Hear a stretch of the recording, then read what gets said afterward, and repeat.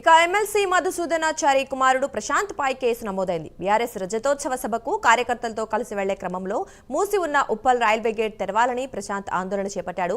ప్రశాంత్ ఆందోళనతో పలు వాహనాల రాకపోకలకు ఆటంకం ఏర్పడిందని కాజీపేట రైల్వే పోలీసులు కేసు నమోదు చేశారు. సిరికొండ ప్రశాంత్తో సహా 14 మందిపై ఆర్పీఎఫ్ యాక్ట్ కింద ప్రకారం కేసులు నమోదు చేశారు. ప్రశాంత్ను అరెస్ట్ చేసి విడుదల చేశారు. ఇదే అంశానికి సంబంధించి మరింత సమాచారం మా కరెస్పాండెంట్ తిరుపతి అందిస్తారు. తిరుపతి, చెప్పండి.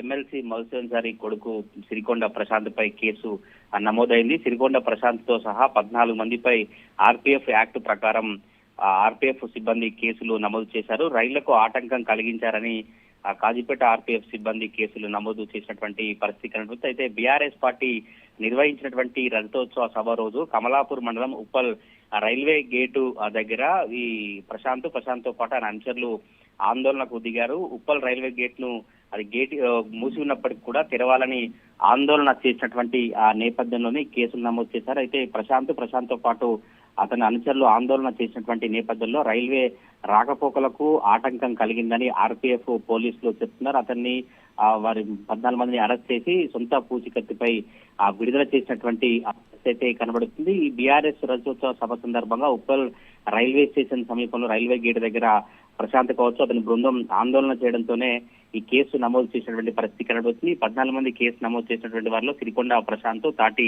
జనార్దన్, గురుకుంట్ల కిరణ్, ఎర్ల రాజు, కంచెర్ల ప్రకాష్, శశికాంత్ గౌడ్, బియాని పూర్ణం అరెస్ట్ చేసి సొంత పుస్తకత్తుపై వదిలిపెట్టినట్టు పోలీసులు చెప్పిన పరిస్థితి కనుక మరికొంతమంది పరారులో ఉన్నట్టుగా తెలిసింది. ఈ రైళ్ల ఆటంకం కలిగించాలపై కేసు నమోదు చేసినప్పటికీ కూడా కొంత రాజకీయంగా చర్చ అయితే కొనసాగుతుంది. ఎమ్మెల్సీ మధుసూదనాచారి తనయుడు ప్రశాంత్ పై కేసు నమోదైందంటూ రాజకీయ వర్గాల్లో అయితే చర్చ కొనసాగుతున్న పరిస్థితి కనబడుతుంది. మరి చూడాలి ఈ కేసుకు సంబంధించి కావచ్చు, ఈ కేసు నమోదు కావడం సంబంధించినటువంటి వ్యవహారాన్ని ఎమ్మెల్సీ మధుసూదనాచారి ఎట్లా స్పందిస్తారో. Durga, thank you Tirupati.